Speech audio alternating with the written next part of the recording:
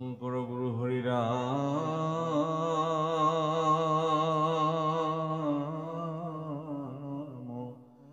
ৰাম ৰাম কৃষ্ণ হৰি ৰাম শ্ৰীমন্ত শংকৰ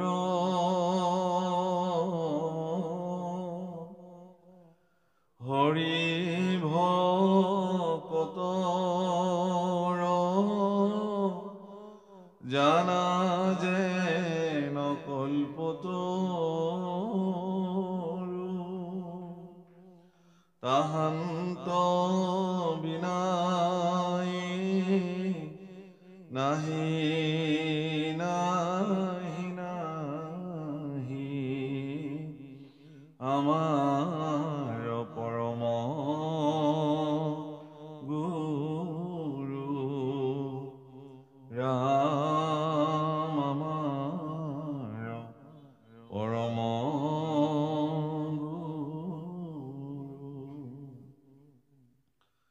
তোমাৰ চৰণ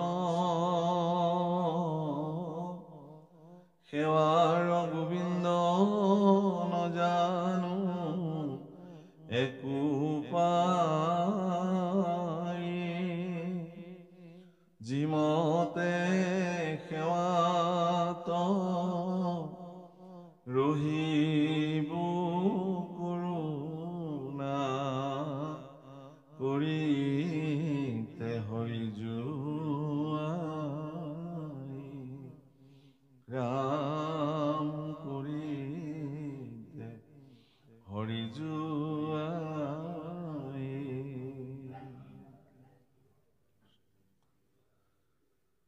সকল নিগম কল্পতৰু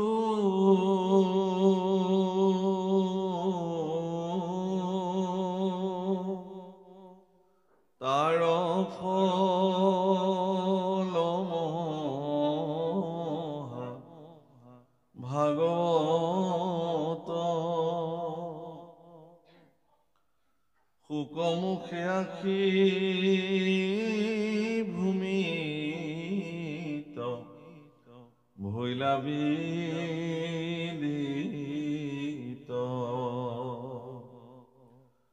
ৰসত চতুৰ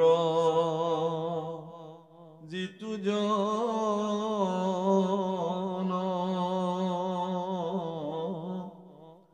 কৃষ্ণৰ চৰণে দিয়া মন পৰম সন্তোষে পিয়ুক ৰসয় অমৃত ৰাম পৰম সন্তোষে পিয়ুক ৰসয় অমৃত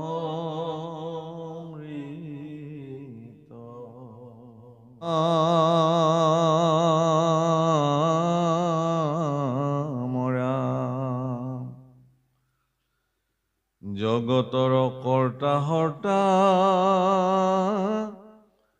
ব্ৰহ্মা মহেশ্বৰ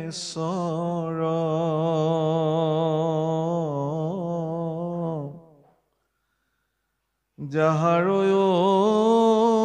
অধীন দুয়ো দেৱ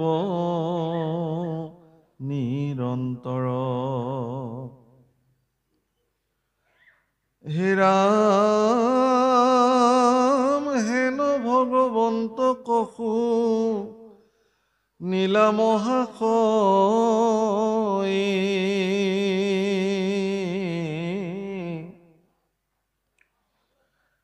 আউৰ আছে নৃপতি তোমাৰ মৃত্যু ভয়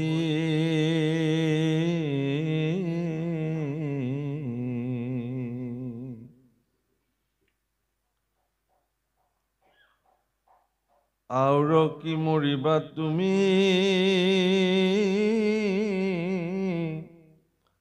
আপুনি কৃতাৰ্থ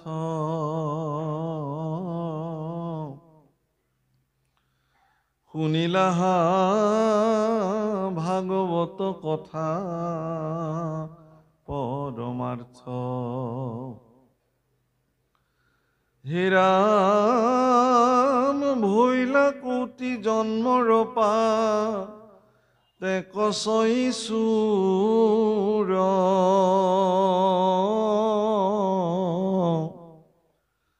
মৰুহেন মনৰ অজ্ঞান কৰা দূৰ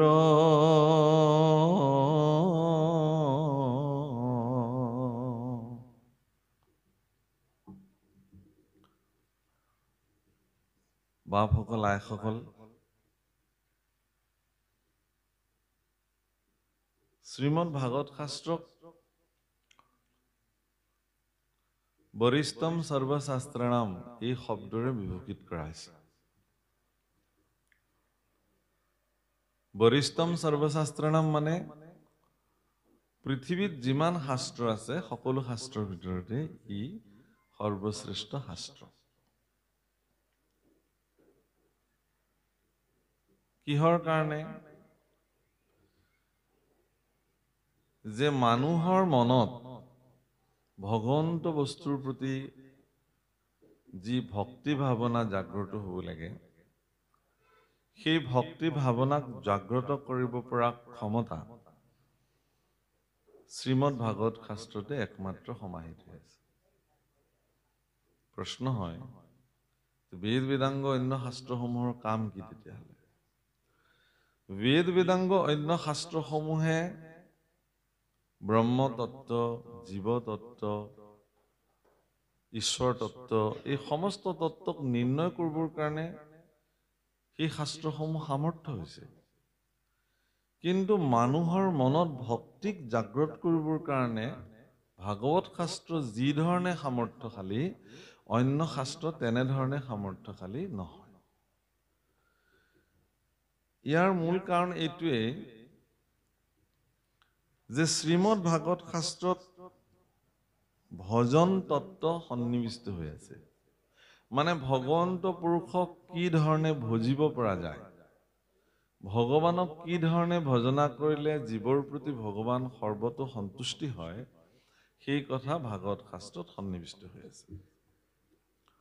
আৰু ভগৱানক ভজিবৰ কাৰণে অত্যন্ত সহজ সৰল ব্যৱস্থাসমূহ ভাগৱত শাস্ত্ৰৰ দ্বাৰা নিৰ্ণীত কৰা হৈছে। 10 প্ৰচেতকক যি উপদেশ প্ৰদান কৰা হৈছে ভাগৱতৰ মাধ্যমেৰে, তাত কৈছে যে দয়ায়া সৰ্বভূতেষু দয়াৰ দ্বাৰা, দয়ায়া তৃতীয় বিভক্তি যুক্ত কৰিছে, সেইকাৰণে দয়াৰ লগত দয়ায়া হৈছে। দয়াৰ দৃষ্টিৰে সমস্ত জীৱৰ প্ৰতি যিসকলে কৰোণা কৰে, এইটো 1 নম্বৰতে ভগৱানক সন্তুষ্টি কৰাৰ ব্যৱস্থা। সকলো ভূতৰ প্ৰতি দয়াৰ দৃষ্টি ভাগৱতে দেখুৱাইছে। 1। 2 নম্বৰতে কৈছে সন্তুষ্ট য়েন কেন বা, আপুনি যিমানখিনি আপোনাৰ জীৱনত প্ৰাপ্তি হৈছে সেইখিনিতে আপুনি সন্তুষ্টি থাকিব লাগিব। য়েন কেন বা, যেন তেন প্ৰকাৰেণ আপুনি সন্তুষ্টি হ'বলৈ যত্ন কৰক। অসন্তুষ্টিৰ মনোবৃত্তি মনলৈ অহাৰ লগে লগে ভগৱানৰ প্ৰতি থকা ভক্তিৰ দৃঢ়তা লঘু হৈ যায়। সেইকাৰণে কৈছে সন্তুষ্ট য়েন কেন বা। আৰু 3 নম্বৰটোত কৈছে সৰ্ব ইন্দ্ৰিয় উপশান্তস্য, সকলো ইন্দ্ৰিয়ৰ ওপৰত আপোনাৰ নিয়ন্ত্ৰণ। তুষ্যতেষু জনাৰ্দন। আৰু এই 3টা ব্যৱস্থাৰ দ্বাৰা জনাৰ্দন ভগৱান অতি সোনকালে সন্তুষ্টি হয়। আজি আপোনালোকে দ্বাদশ স্কন্ধৰ শেষৰ ফালে ব্ৰহ্মজ্ঞান কথনত দেখিলে যে মহামুনি শুকদেৱে পৰীক্ষিতৰ প্ৰতি কেইটামান প্ৰশ্ন নিবেদন কৰিছে। দৰাচলতে শ্ৰীমদ ভাগৱত শাস্ত্ৰও পৰীক্ষিতৰ প্ৰশ্নৰ ওপৰতে প্ৰাৰম্ভ হৈছিল আৰু শুকদেৱৰ প্ৰশ্নত ভাগৱত সামৰণি পৰিছিল। মহাৰাজ পৰীক্ষিতৰ সৰ্বশ্ৰেষ্ঠ প্ৰশ্নটো আছিল, বিশ্বব্ৰহ্মাণ্ডত এনেকুৱা প্ৰশ্ন আজিলৈকে কোনো দ্বিতীয়গৰাকী ব্যক্তিয়ে কৰিব পৰা নাই। নিৰ্গুণবাদী মহামুনি শ্ৰী শুকদেৱ মহন্তৰ প্ৰতি মহাৰাজ পৰীক্ষিতে এটি প্ৰশ্ন নিবেদন কৰিছিল, ম্ৰিয়মানস্য কিম কাৰ্যম, মৃত্যুমুখী লোকৰ কি কাম। বাছ ইমানে। ম্ৰিয়মান লোকৰ কি কাম, অৰ্থাৎ যিজন ব্যক্তি মৃত্যুৰ সন্মুখী হৈ আছে তেওঁৰ কাৰণে কৰিবলগীয়া কাম কি। এই প্ৰশ্নৰ উত্তৰ দিবলৈ যাওঁতে অন্যান্য ঋষিসকলে মহাৰাজ পৰীক্ষিতক বিভিন্ন মাৰ্গ প্ৰদৰ্শন কৰিছিল আৰু সেই মাৰ্গসমূহ কিন্তু ঋষিসকলে এনে ওপৰতে প্ৰদৰ্শন কৰা নাছিলে। সম্পূৰ্ণ শাস্ত্ৰগত যুক্তিৰ ভিত্তিতে তেওঁলোকে আগবঢ়াইছিল যে আপুনি হোম যজ্ঞ কৰক, আপুনি তীৰ্থস্নান কৰক, আপুনি দান কৰক, আপুনি হোম ব্ৰত আদি সম্পাদন কৰক। তো মহাৰাজ পৰীক্ষিতৰ মনলে এটি সংশয় উপজিলে যে যদি একেই বেদ হয় আৰু সেই বেদৰ সিদ্ধান্তৰ দ্বাৰাই যদি এই ঋষিসকল পোষিত হৈ আছে, তেতিয়াহ'লে এই সকলো ঋষিৰ মনত এনেকুৱা ভিন্ন ভিন্ন সমিধান কেনেকে নিৰ্গত হ'ল। এই একেই প্ৰশ্ন কিন্তু উদ্ধৱেও ভগৱানলৈ একাদশ স্কন্ধত কৰিছে। একে বেদ বাক্য কিয় ভৈলামতি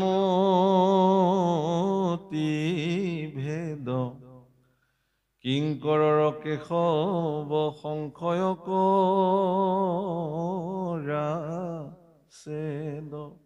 একেই যদি বেদ হয় তেতিয়াহ'লে বেদৰ সিদ্ধান্ত ভিন্ন কেনেকে হ'ব পাৰিলে।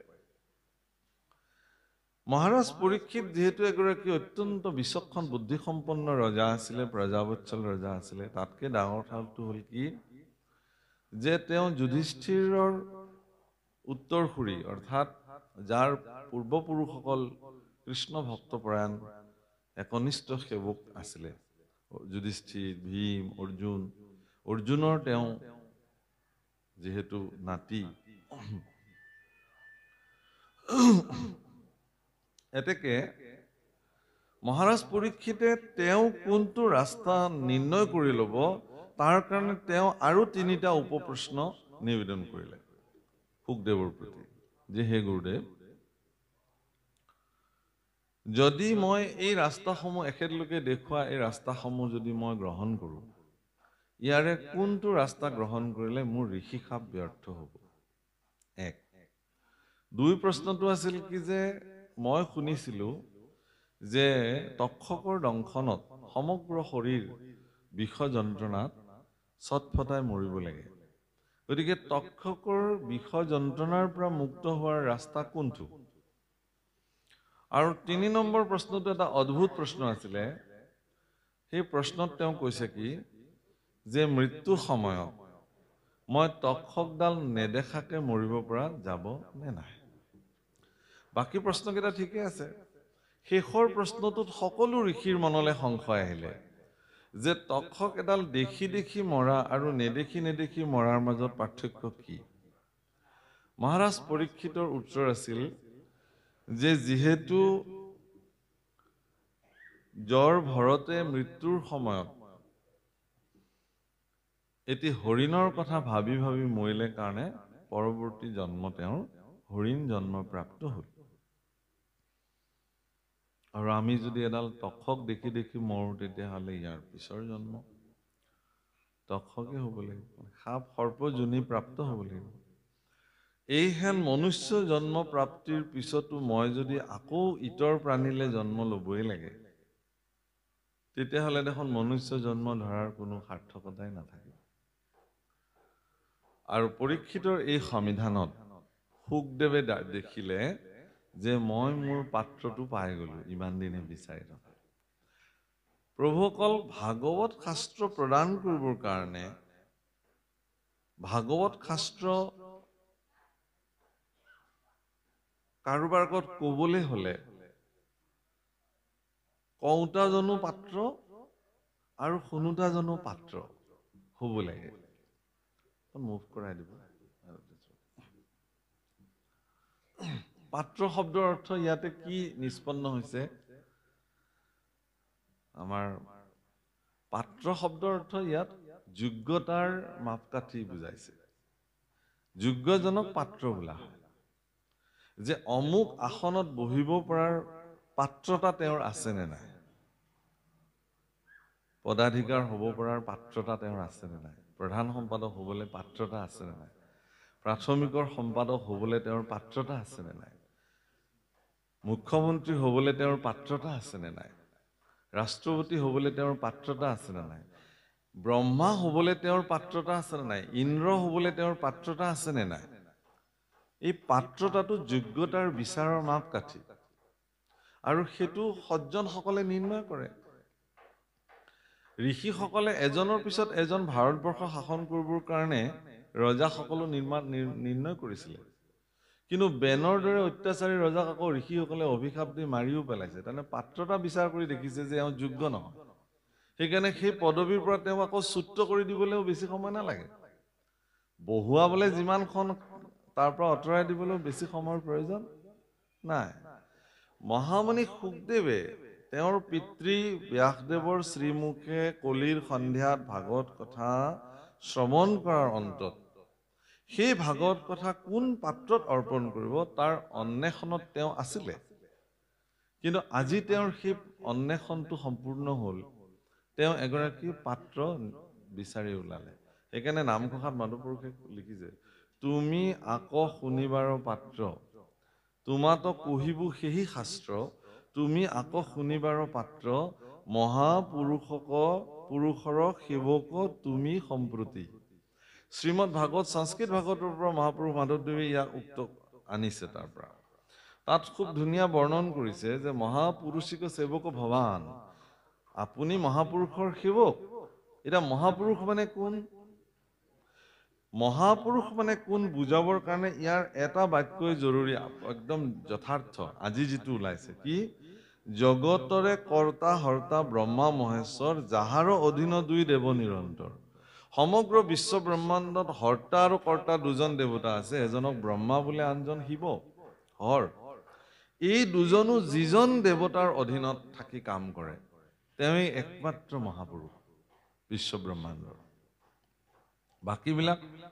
বাকীবিলাক পুৰুষ নহয়েই, সকলো প্ৰকৃতি মায়াৰ অধীনত। ব্ৰহ্মা আদি কৰি জীৱজত মায়া সজ্জা মাজে আছে ভূমতি, সকলো মায়াৰ অধীনত আছে। গতিকে মহাৰাজ পৰীক্ষিতৰ এই প্ৰশ্নসমূহৰ উত্তৰ মহামুনি শুকদেৱে দিবলৈ যাওঁতে শুকদেৱে কি বুলি ক'লে, একে আখাৰে ক'লে যে তুমি শ্ৰৱণ কীৰ্তন কৰিব লাগিব ভাগৱত কথাৰ। বোলে হ'ব এইখিনিয়ে? বোলে অ এইখিনিয়ে। কিয় কৰিব লাগিব মই শ্ৰৱণ কীৰ্তন? যে তুমি কলিৰ যুগৰ প্ৰথম গৰাকী শাসক ৰজা। যুগ ধৰ্ম অনুযায়ী যিহেতু কলিৰ যুগত শ্ৰৱণ কীৰ্তনকে শ্ৰেষ্ঠত্ব দিয়া হৈছে, এতেকে তুমি কলিৰ যুগৰ প্ৰথম গৰাকী ৰজা হিচাপে তুমি শ্ৰৱণ কীৰ্তনে সম্পাদিত কৰিব লাগিব। গুৰুদেৱ শ্ৰৱণ কীৰ্তন কৰিলে মোৰ ঋষি খাপটো ব্যৰ্থ হ'বনে নাই? আকৌ এটা প্ৰশ্ন। নহয়, ব্ৰহ্ম ঋষিৰ শ্ৰীমুখে ওলোৱা বাণী আজিলৈকে নিষ্ফল হোৱা নাই, এভাগো নহয়। তেতিয়াহ'লে বিষয় যন্ত্ৰণা বোলে তক্ষকে যদি তোমাক দংশন কৰে তুমি বিষয় যন্ত্ৰণা পাবা, আৰু যদি তোমাৰ শৰীৰটোক দংশন কৰে তেতিয়াহ'লে তুমি এই বিষয় যন্ত্ৰণা নোপোৱা। তক্ষকডাল নেদেখাকে মৰিব পৰা যাব নাই? যদি তক্ষকে তোমাৰ শৰীৰটোক দংশন কৰাৰ আগতেই তুমি যদি তোমাৰ শৰীৰৰ পৰা তুমি তোমাক পৃথক কৰিব পাৰা, তেতিয়াহ'লেতো দেখাৰ প্ৰশ্নই নাই। তাৰমানে গুৰুদেৱ মই বেলেগ আৰু মোৰ শৰীৰটো বেলেগ নেকি? তুমি বেলেগ, তোমাৰ শৰীৰটো বেলেগ। এই যে তুমি বেলেগ, তোমাৰ শৰীৰ বেলেগ, এই তত্ত্বটো ভেদ কৰিবৰ কাৰণে প্ৰথম স্কন্ধৰ পৰা দ্বাদশ পৰ্যন্তে কহিলা ৰাজাত মহা মুনীন্দ্ৰ মহন্তে। সমগ্ৰ ভাগৱত শাস্ত্ৰত এটা তত্ত্বই নিৰূপণ হৈছে, সেইটো হ'ল কি যে মই বেলেগ, মোৰ শৰীৰটো বেলেগ। এই তত্ত্বভেদ যিদিনাখন এটা জীৱৰ জীৱনত সম্পাদিত হয়, এই তত্ত্বভেদ যিদিনাখন এজন জীৱনত প্ৰাপ্তি হয়, সিদিনাখন তেওঁ সমগ্ৰ জগতৰ হৰ্তা কৰ্তা ব্ৰহ্ম মহেশ্বৰ, যাৰ অধীনত পৰম ঈশ্বৰ পৰম পুৰুষ ভগৱান শ্ৰী নাৰায়ণ শ্ৰীকৃষ্ণ, যাক যি বুলি কয় আপুনি, গোবিন্দ, যি নামেৰে নামাতক কিয়, তেওঁৰ ব্যতিৰেকে কোনো চৈতন্য নহয় জগতত, সকলো জড়। তেওঁৱে সমস্ত জগত পৰিচালিত কৰিছে, যাৰ অধীন হৈ আমি তেওঁৰ চৰণত কায় বাক্য মনে সমৰ্পিত হৈ জীৱন অতিবাহিত কৰিব লাগে। এই কথাটোক তেওঁ সিদিনাখন বুজিব, উপলব্ধি কৰিব। আৰু আজি কিন্তু তাৰেই ব্যৱস্থা একদম শেষত প্ৰভুসকল ভাগৱত প্ৰাৰম্ভণিতে সংস্কৃত শ্লোক 3 জনা আনিছে, আমাৰ অসমীয়া ভাগৱতলৈও তাক সন্নিৱিষ্ট কৰিছে। তাত মানে বৰ ধুনীয়াকে কৈছে শেষৰ ফালে 3 নম্বৰ শ্লোকৰ শেষত, নিগম কল্পতৰুৰ গলিতম ফলম সুক মুখত দ্ৰৱ সংযুক্তম পিবত ভাগৱতম ৰসম আলয়ম মুহুৰুহু ৰসিকা ভুবিভাৱকা। যে সুক মানে আচলতে ভাটৌ চৰাই, সংস্কৃতত সুকহ ভাটৌ চৰাই।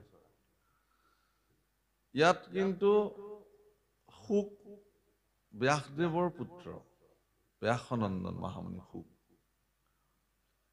কৈছে যে সুক চৰায়ে বৃক্ষৰ আটাইতকৈ ৰসযুক্ত আৰু সোৱাদৰ যিটো মিঠা ফল, তাতেহে মুখ থয়, বাকী ফলত মুখ নিদিয়ে। সেইকাৰণে বহুত মানুহে কথাটো উল্টাকে কয় যে ভাটৌ চৰাই কামুৰি এক কামোৰ মৰাৰ লগে লগে ফলটো সৰি পৰে, একদম পৰিপক্ক ফলটোতহে তেওঁ খায়। আৰু তেতিয়া মানুহে ভাটৌ চৰাই পেলাই দিয়া ফলটো খাই পেলাই কয় যে এইটো ভাটৌ চৰাইৰ মুখত এনেকুৱা অমৃত থাকে, তেওঁ যিটো ফলতে মুখ দিয়ে সেই ফলটো মিঠা হৈ যায়। দৰাচলতে সেইটো নহয়, ভাটৌ চৰাইৰ মুখত অমৃত নাই।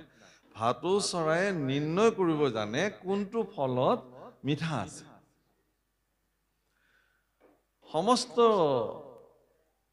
হেজাৰ হেজাৰ ঋষিসকলৰ মাজত নিৰ্গুণবাদী মহামুনি শুকদেৱে নিৰ্ণয় কৰিব জানিছিল যে কোন ভাগ শাস্ত্ৰ আটাইতকৈ ৰসযুক্ত।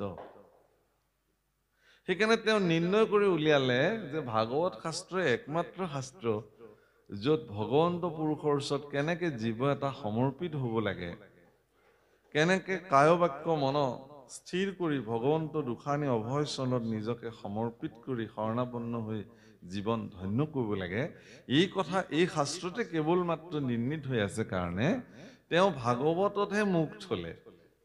সেইকাৰণে আপোনালোকে আমাৰ নামঘোষাটো মহাপুৰুষে ইয়াৰ অনুবাদ কৰিছে, মাধৱ পুৰুষে কি বুলি কৈছে যে সকলো নিগম কল্পতৰু তাৰ অবিনাশী ফল মহাভাগৱত। বহুতে ক'ব খোজে যে শেষৰ পদত কিন্তু কি বুলি ক'লে, পৰম সন্তোষে পিয়ুক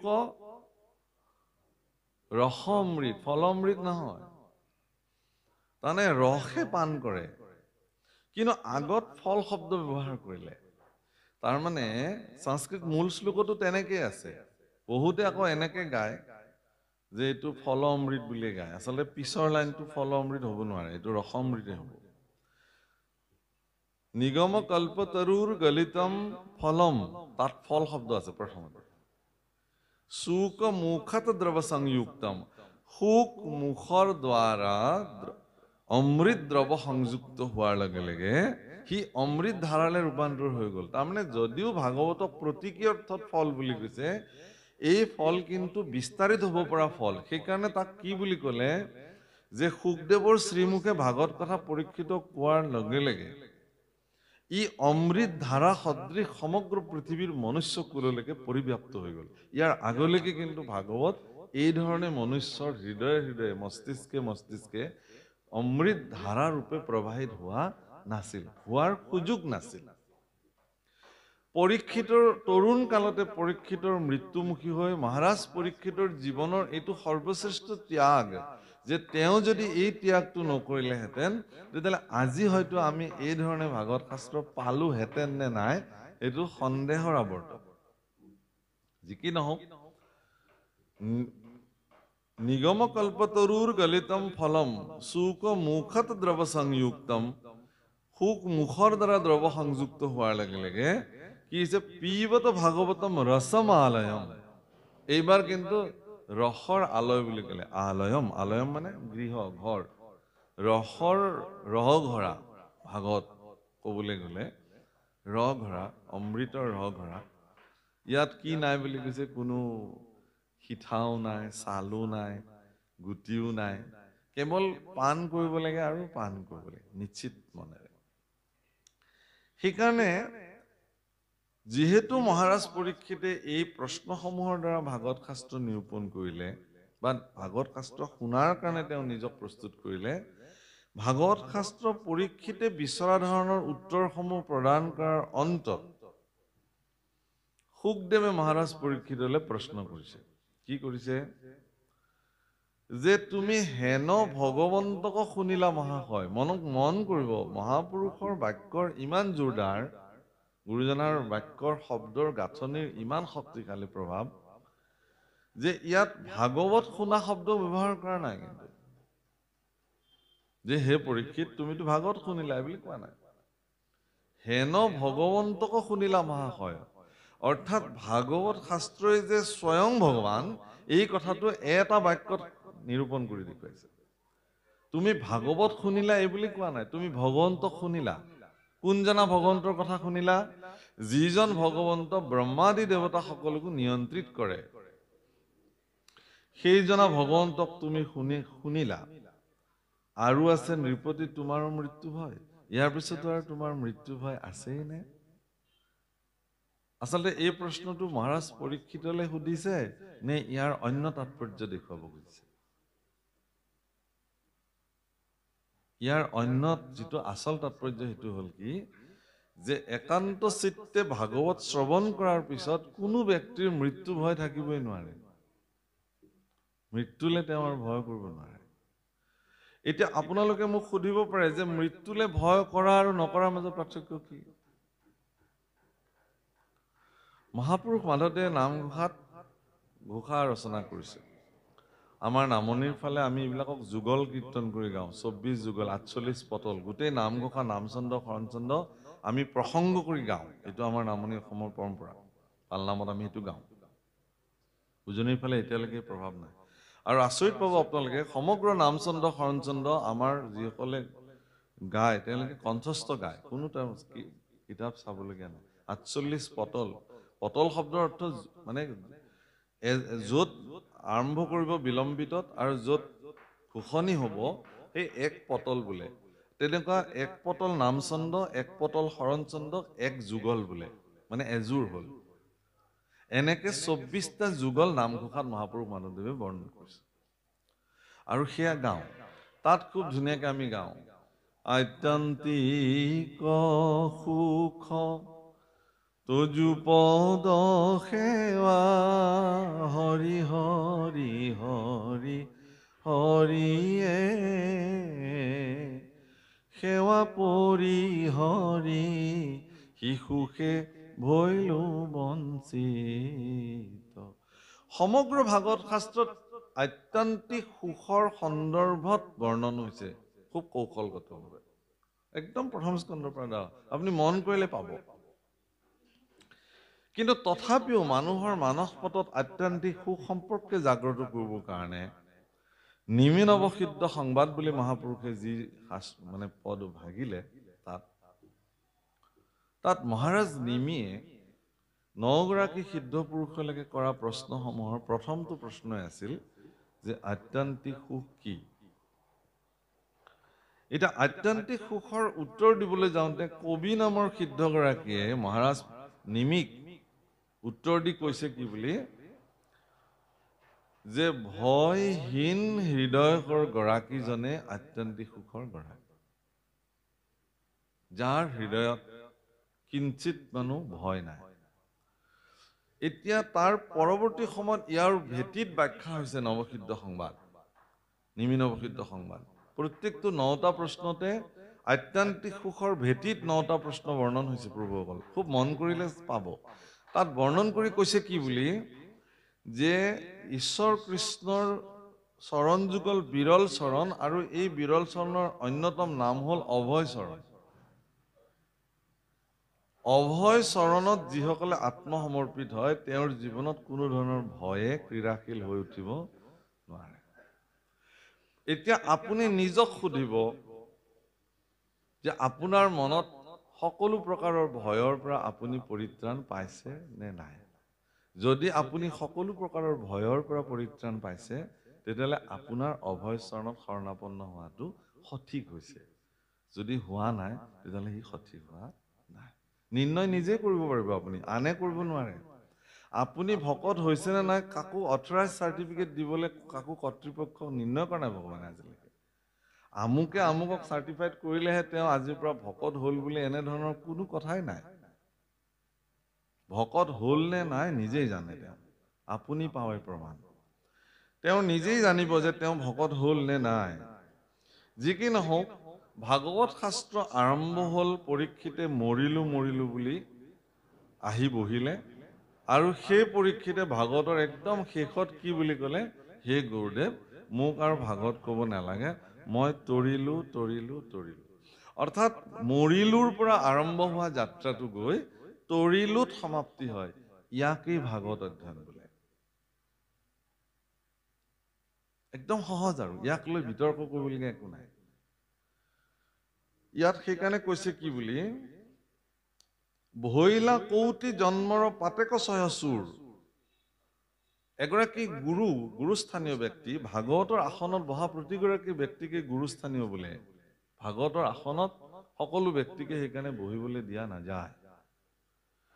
ভাগৱতত বহাৰ লগে লগে তেওঁ কৃষ্ণ সন্মুখী হৈ গ'ল।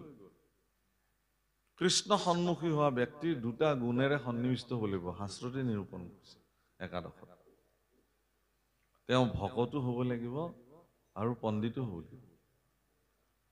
পণ্ডিতো হ'ব লাগিব, ভকতো হ'ব লাগিব। বোলে তেওঁ অকল পণ্ডিত ভকত নহয়, তেওঁ সেইখন আসনত বহিব নোৱাৰে। বোলে তেওঁ অকল ভকত পণ্ডিত নহয়, তেতিয়াহ'লে তেওঁ সেইখন আসনত বহিব নোৱাৰে। কিয়? যে ভক্তি কৰিলে তেওঁ ভকত হ'বই লাগিব, ভক্তি ভাৱনা থাকিবই লাগিব। দুই নম্বৰতে তেওঁৰ সন্মুখত উপদেশী আসনৰ সন্মুখত বহি থকা সকলৰ সংশয় ছেট কৰিব পাৰিব লাগিব। এই গুণেৰে তেওঁ সমন্বিত হ'ব লাগিব। সেইকাৰণে সুখদেও ব্যাসনন্দন সুখদেও এই দুটা গুণেৰে পৰিপূৰ্ণ আছিল। তেওঁ পণ্ডিতো আছিল, তেওঁ একনিষ্ঠ ঈশ্বৰৰ সেৱক ভক্তিও আছিল। গতিকে তেওঁ ভক্ত আৰু পণ্ডিত দুয়োগৰাকী থকাৰ কাৰণে পৰীক্ষিতৰ নিচিনা এগৰাকী বিচক্ষণ পুৰুষ তেওঁৰ সন্মুখত বিদ্যমান হৈ থকাৰ পিছত মহাৰাজ পৰীক্ষিতৰ এক সংশয় তেওঁ ভাগৱতৰ মাধ্যমেৰে নিৰ্ণয় কৰি তেওঁক সিদ্ধান্ত দিব পাৰিছিল, পৰিচ্ছেদ দিব পাৰিছিল। আৰু সেইকাৰণে এবাৰ ভাগৱত শ্ৰৱণ কৰাৰ পিছতেই পৰীক্ষিত সন্তুষ্টি হৈ গ'ল, মোক আৰু প্ৰয়োজন নাই। কাৰণ গুৰুদেৱ সুখদেৱে তেওঁক প্ৰশ্ন কৰিছিল শেষত যে, হে পৰীক্ষিত, যদি তুমি ভাবা তেতিয়াহ'লে মই আকৌ 7 দিন তোমাক ভাগৱত কথা ক'ব পাৰোঁ। পৰীক্ষিতৰ ঠাইত আমাৰ নিচিনা বুদ্ধিৰ মনুষ্য হোৱাহেঁতেন আমিতো ক'লোহেঁতেন, প্ৰভু আকৌ 7 দিন ক'লে ভাল হয়। কাৰণ কেলে, আকৌ 7 দিন কোৱা মানে তেওঁৰ তক্ষকৰ অভিশাপটো কিন্তু তেওঁৰ নাইকিয়া হৈ যাব। কাৰণ সুখদেৱৰ শ্ৰীমুখে অমৃত কথা ভাগৱত শুনাৰ লগে লগে যেতিয়ালৈকে শুনি থাকিব তেতিয়ালৈকে পৰীক্ষিতক তক্ষকে দংশন কৰিব নোৱাৰে। কিহৰ কাৰণে? যে যি মুহূৰ্ততে পৰীক্ষিতক ভাগৱত কথা ক'বৰ কাৰণে সুখদেৱ প্ৰস্তুত হৈছিলে, সেই মুহূৰ্ততে ইন্দ্ৰ প্ৰমুখ্যে কেইবাগৰাকী দেৱতা আহি অমৃত কুম্ভ হাতত লৈ সুখদেৱৰ ওচৰত আহি থিয় হ'ল।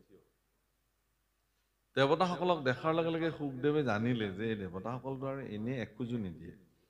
বিনা স্বাৰ্থত দেৱতাসকলে এখোজো নিদিয়ে। কিয় বা আহিলে? কিয় আহিলা তোমালোক? বোলে গুৰুদেৱ আমি এয়া অমৃত লৈ আহিছো স্বৰ্গৰ পৰা পৰীক্ষিতৰ কাৰণে। কেলে?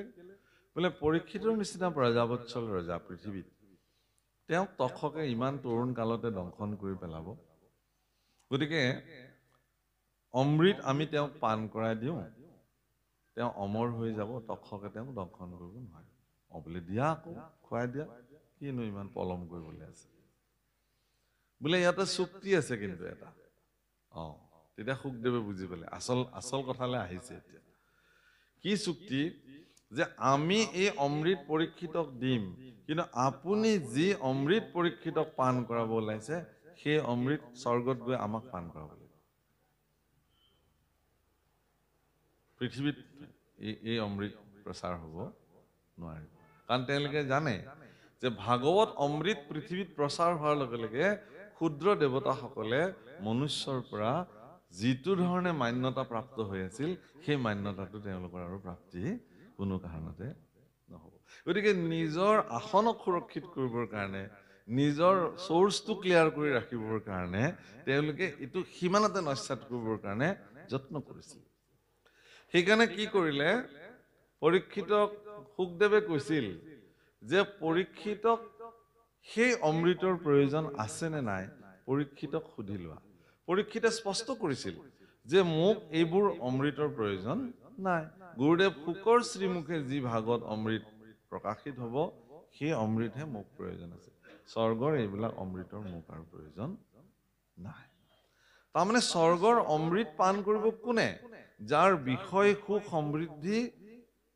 মানে প্ৰাপ্তি কৰাৰ হেঁপাহেৰে ভৰপূৰ হৈ আছে জীৱন তেওঁলোককহে লাগে স্বৰ্গ সুখ আপুনি ক'তো স্বৰ্গত যাব নালাগে পৃথিৱীতে এনেকুৱা জাগা আছে আপুনি যদি এগালমান টকা কঁকালত গাঁঠি লৈ যায় স্বৰ্গৰ সমসাময়িক সুখ আপোনাক প্ৰদান কৰাৰ জেগা পৃথিৱীতে আছে কিন্তু মনত ৰাখিব টকাৰ গাঁঠটো যিদিনাখন শেষ হৈ যাব সেইদিনাখন আকৌ তাৰ পৰা সেই ধৰণে আপোনাক বিদায় দিব গতিকে সেই প্ৰাপ্তি চিৰস্থায়ী নহয় মহাৰাজ পৰীক্ষিতলৈ গুৰুদেৱ শুকে খুব ধুনীয়াকে কৈছে শুনিলাহা ভাগৱত কথা পৰমাৰ্থ আউৰ কি মৰিবা তুমি আপুনি কৃতাৰ্থ প্ৰশ্ন এতিয়া তুমি কোৱা যে তুমি এতিয়া নিজকে মৰিম বুলি ভাবিছা নে কৃতাৰ্থ হলো বুলি ভাবিলা এই দুটা প্ৰশ্ন দ্বিতীয় কৈছে কি যে যিহেতু তোমাৰ কোটি জন্মৰ পাপ সকলো চুৰ হৈ গ'ল কেনেকে ভাগৱত কথা শ্ৰৱণ কৰাৰ কাৰণে ভাগৱত কথা শ্ৰৱণ কৰিলে কোটি জন্মৰ পাপ নষ্ট হৈ যায় মৰু হেন মনৰ অজ্ঞান কৰা দূৰ তোমাৰ মনত তুমি যে মৰিবা এই ধাৰণাটো তুমি পৰিত্যাগ কৰা কাৰণ তুমিতো নমৰাই মৰিলে কোন মৰিব তোমাৰ শৰীৰটো মৰিব তুমি নমৰা গতিকে তুমি মৰিবা এনে ধাৰণা তুমি পৰিত্যাগ কৰা কিহৰ কাৰণে এতিয়াহে আচল ব্ৰহ্মজ্ঞান প্ৰাপ্তিলৈ আহিছে হীৰা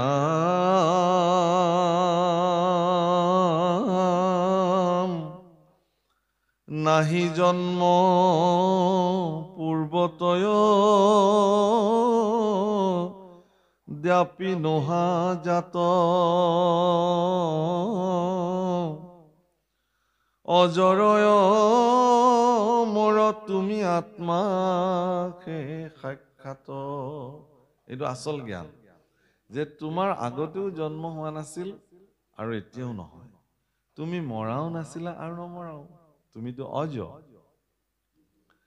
মহাপুৰুষে বৰগীতত লিখিছে এ হৰিয়ে নাহি জন্ম তোমাৰ তথাপি জন্ম ধৰা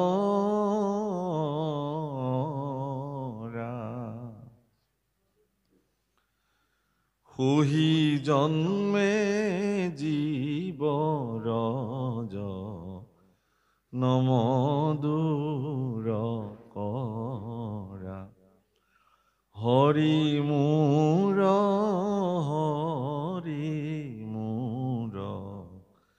এদিন দয়াল কি বুলি কৈছে নাহি জন্ম তথাপি তোমাৰো জন্ম ধৰা সহি জন্মে জীৱৰ জন্ম দূৰ কৰা তোমাৰতো জন্ম নাই প্ৰভু তুমি তথাপিও জন্ম ধৰা ক'ত জন্ম ধৰিছে দৈৱকী নন্দন কৃষ্ণ হৈ জন্ম ধৰিছে আৰু সেই যে তুমি জন্ম ধৰিলা দৈৱকী নন্দন কৃষ্ণ হৈ জগতলৈ আহিলা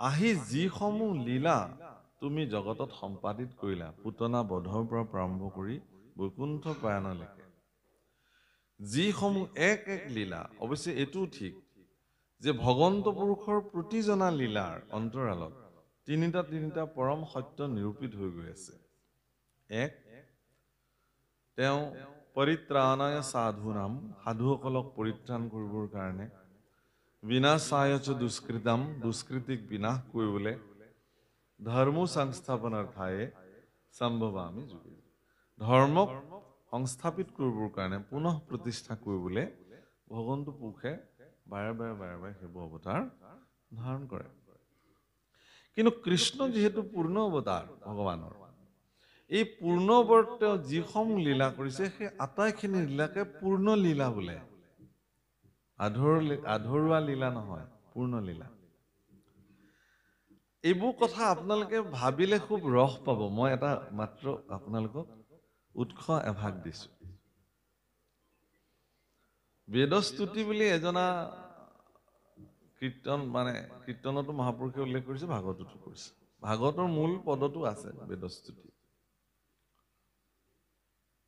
তো বেদস্তুতিত এটা কথা উল্লেখ কৰিলে যে প্ৰথম নিশ্বাসে বাজ ভৈলা বেদগণ ঈশ্বৰ পুৰুষৰ প্ৰথম নিশ্বাসতে বেদসমূহ জন্ম হ'ল আৰু তেওঁলোক মূৰ্তমান হৈ মূৰ্তি ধৰি বেদসমূহে মূৰ্তি ধৰি ভগৱন্ত পুৰুষক যোগ নিদ্ৰাৰ পৰা জগাবলৈ আৰম্ভ কৰিলে হে প্ৰভু তুমি উঠা সৃষ্টি কাৰ্য সম্পাদিত কৰিব লাগে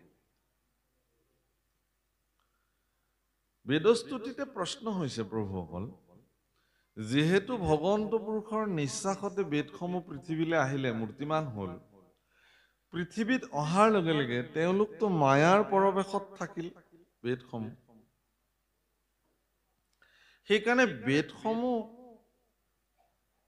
মায়াৰ দ্বাৰা পৰিবেষ্টিত হ'ল কিছুমান বাক্য মহাপুৰুষে খুব কৌশল কৰি লিখি থৈ গৈছে একাদশ স্কন্ধত উদ্ধৱক বেদৰ কথা ক'বলৈ যাওঁতে ঈশ্বৰ পুৰুষে এটা বাক্য কৰিছে মহাপুৰুষে লিখিছে তাত যে মায়াময় বেদ ধৰ্ম সবাকো উপেক্ষী তুমি মায়াময় বেদৰ দ্বাৰা নিৰ্মিত হোৱা সমস্ত ব্যৱস্থাক এই মুহূৰ্তৰ পৰাই তুমি উপেক্ষা কৰিব লাগিব বাদ দিব লাগিব মই এতিয়া যি কম সেইটোহে নিৰ্ণয় হ'ব কাৰণ মই বিনে বেদে কিছু আন নবখানে সমস্ত বেদৰ তত্ত্ব অৰ্থ এহি মানে তাৰমানে বেদসমূহ প্ৰথম নিশ্বাসতে পৃথিৱীত মূৰ্তিমান হ'ল কাৰণে পৃথিৱীত যি বস্তুৱে জাত হয় সকলো মায়াৰ অধীনত থাকে বেদ হলেও মায়াৰ অধীনতে থাকিব লাগিব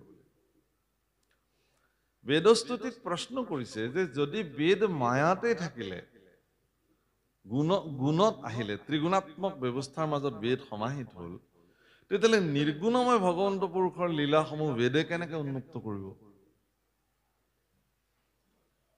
মানে বহুত গুৰুত্বপূৰ্ণ প্ৰশ্ন আপোনালোকে এইবোৰৰ মাজত সোমালে বৰ আনন্দ পাব মানে কেনেকুৱা জগতলৈ গুচি যাব ক'বই নোৱাৰে গোটেই নিশা ভাবি থাকিলেও ভাল লাগি থাকিব অন্ত তেতিয়া বেদে আকৌ উত্তৰ দিছে তাত কি বুলি দিছে কৈছে যে যিহেতু ভগৱন্ত পুৰুষ নিৰ্গুণ নিৰাকাৰ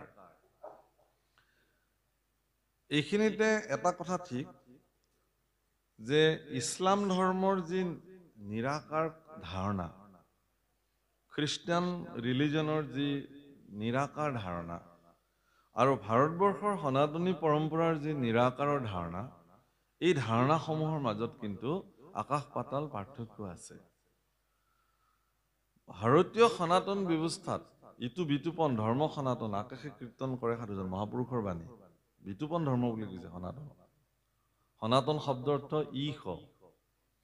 ঈশ মানে চিৰ শাশ্বত আছিল আছে আৰু অনাগত কাললৈকে যিজন থাকিব পৰম পুৰুষকে বুজায় সনাতন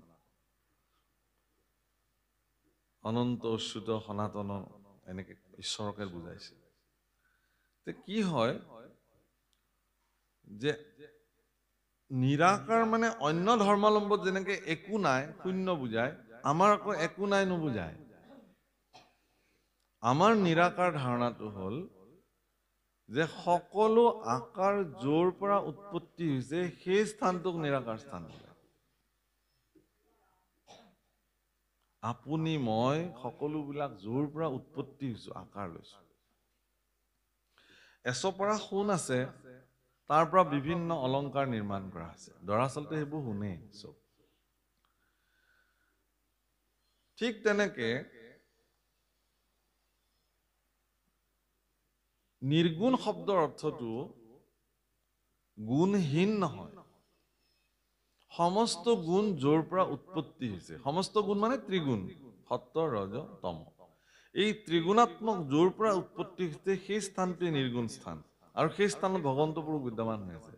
তেতিয়াহ'লে ইয়াত গুণত থকা বেদে নিৰ্গুণ ব্ৰহ্মক কেনেকে নিৰূপণ কৰিব? এইটো আটাইতকৈ শ্ৰেষ্ঠ প্ৰশ্ন প্ৰভুসকল।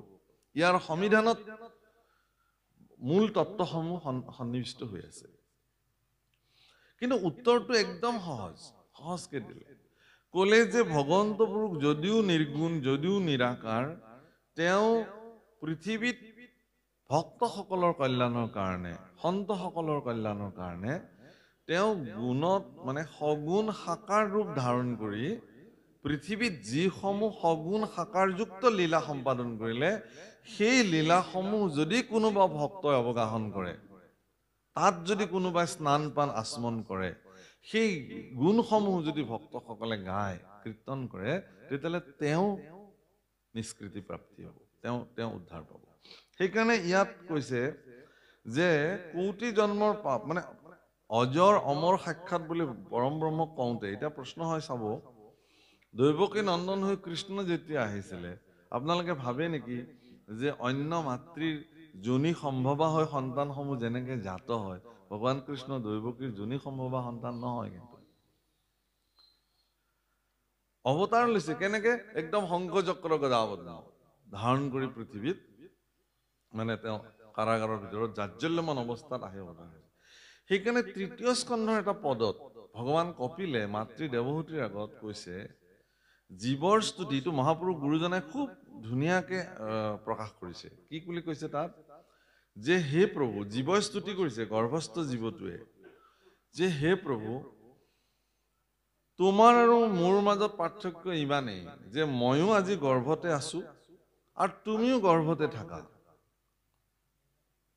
কিন্তু তোমাৰ আৰু মোৰ মাজত পাৰ্থক্য ইমানেই যে মই গৰ্ভৰ ভিতৰত থাকি যিসমূহ নিকাৰ ভুঞ্জিবলগীয়া হৈছে, তুমি আকৌ গৰ্ভত স্থিতি হলেও সেই নিকাৰসমূহ তুমি ভুঞ্জিব নালাগে। গতিকে জাজ্জল্যমান অৱস্থাত শংখযোত কৃষ্ণৰূপে দৈৱকীত ভৈলা অৱতাৰ, শংখ চক্ৰ গদা পদ্ম কৰত তোমাৰ, কীৰ্তনত মহাপুৰুষে লিখিছে না তেনেকে। কিন্তু বসুদেৱে যেতিয়া ক'লে যে হে প্ৰভু, মইতো মোৰ যি শিশু জন্ম হ'ব, সেই শিশুৱে মই কংসক দিম বুলি কৈছিলো, গতিকে তুমি ইমান শংখ চক্ৰ এনেকে চতুৰ্ভুজ, তোমাক মই কেনেকে দাঙি নি কংসৰ হাতত দিম? গতিকে তুমি এই কথাটো জানিহে ভৈলা শিশু ৰূপে তৈত প্ৰভু নাৰায়ণ ক'লে লয়া বসুদেৱে লৰিলা তেখন। তেওঁ বুজালে যে নহয়, মোক দিব নালাগে কংস, মই বাৰু শিশু ৰূপে ল'ম এতিয়া তোমাৰ সন্তান হিচাপে, কিন্তু মোক নি তুমি গকুলত থোৱাগে, আৰু গকুলত যোগমায়া জন্মিব, তেওঁক লৈ আহিবা, আনি কংসক দি দিবা। যি নহওক প্ৰভুসকল, আজি গুৰুদেৱ শুকে পৰীক্ষিতক বুজাব যত্ন কৰিছে যে তুমি সেই অজৰ অমৰ আত্মাহে সাক্ষাৎ, তোমাৰ নে মৃত্যু আছে নে তোমাৰ জন্ম আছে? মৃত্যু হয় শৰীৰৰ, জন্ম হয় শৰীৰৰ, জন্মৰ লগতে উপজে মৃত্যু লগত। দশমৰ বাণী যে মোৰ শৰীৰটো যিদিনাখনেই জন্ম হ'ল পৃথিৱীত আহি, সিদিনাখনে মৃত্যু একেলগে জন্ম হৈ আহিলে মোৰ লগত। ইয়াত সেইকাৰণে কৈছে, অ দেহৰেখে ধৰ্ম ইটো জনম মৰণ, দেহতে সেহন্তে হুৱে দেহয়ুতপন্ন।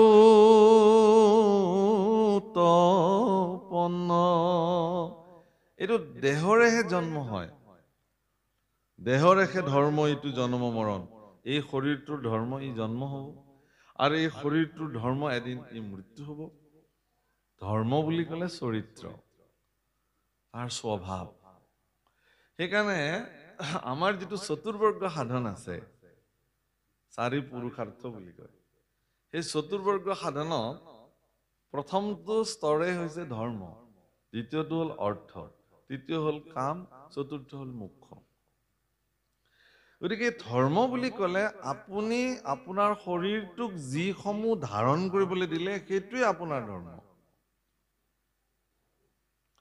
আপোনাৰ শৰীৰটোক আপুনি এদিন কৈ দিলে যে এনেকে থাকিলে নহ'ব, সেই শৰীৰ তুমি ভগৱন্ত পুৰুষৰ দুখানে অভয় চৰণত সমৰ্পিত হ'ব লাগিব। শৰীৰৰ ধৰ্ম সিদিনাখনৰ পৰা সেইটো হ'ল, তেওঁ 24 ঘণ্টা ভগৱানৰ ওচৰত সমৰ্পিত হৈ থাকে, এইটো তেওঁৰ স্বভাৱ হৈ গ'ল শৰীৰ। সেই শৰীৰৰ দ্বাৰা কৃত প্ৰত্যেকটো কৰ্মই ভগৱানত অৰ্পি হ'বলৈ আৰম্ভ কৰিলে, এইটো শৰীৰৰ ধৰ্ম নিৰূপণ হৈ গ'ল।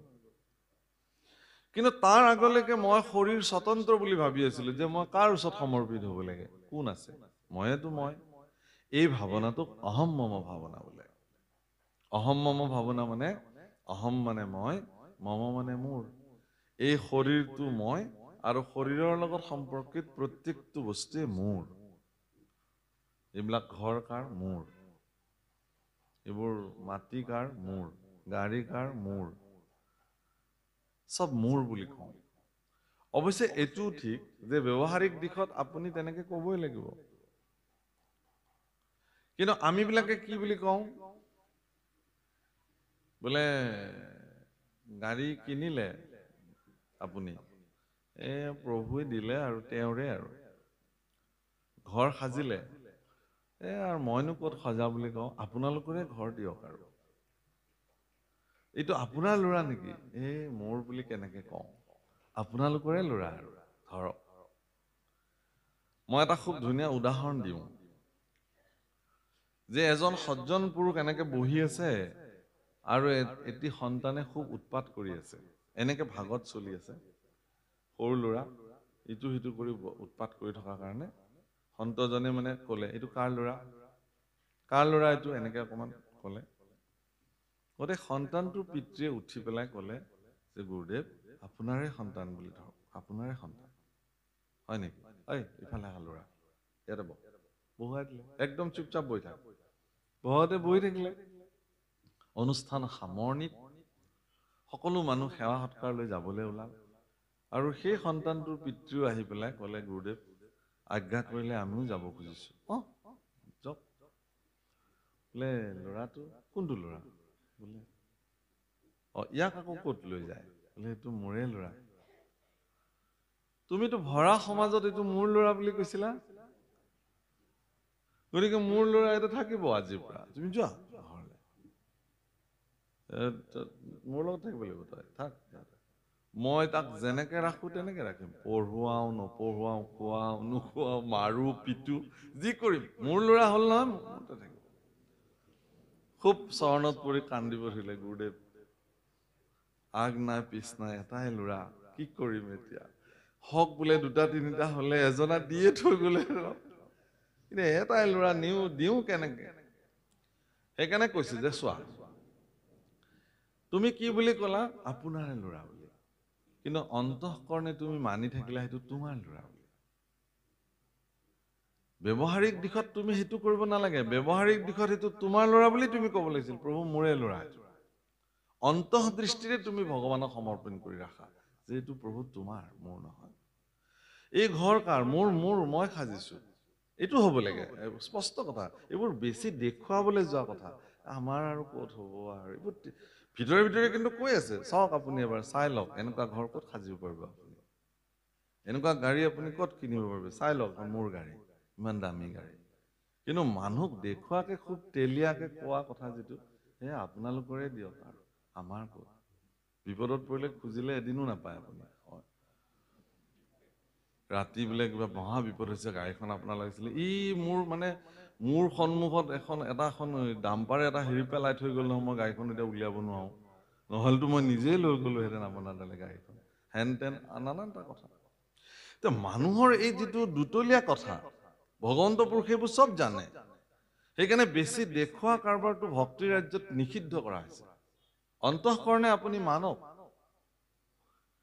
যে হে প্ৰভু, এইবোৰ মোৰ একো নাই, মোৰ যশস্যা, মোৰ খ্যাতি, মোৰ মান সন্মান সম্পত্তি ঐশ্বৰ্য বিভূতি সকলো তোমাৰ। এইটো অন্তঃকৰণৰ দৃষ্টি। বাহ্যিকতাত ব্যৱহাৰিক দিশত আপোনাৰ যিটো আপুনি ক'বই লাগিব মোৰ বুলি, তাত বাধা একো নাই, কোনো তাত বেয়া পাব নাই, হয় মোৰে দিয়ক। কিন্তু অন্তৰেৰে তেওঁ দৃঢ়, এইটো মোৰ নহয়, ঈশ্বৰে মোক দিছে, তেওঁৰ বস্তু। কিন্তু আমাৰ কি হৈ আছে, বৰাবাক উল্টা হৈ আছে। কওঁ আমি আপোনাৰ বুলি, ভিতৰৰ পৰা মোৰ, হয় ন?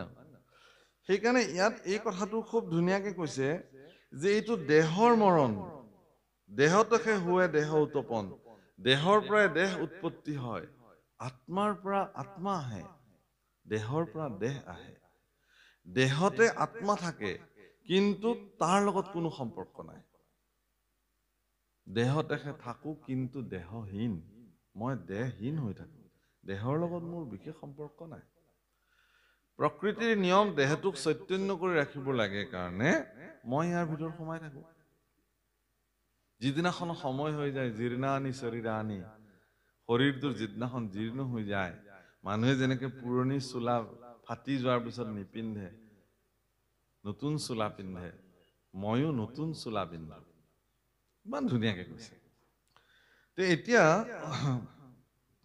কি কৈছে, ৰাম দেহতেহে আছাহা, মাত্ৰ তুমি দেহহীন,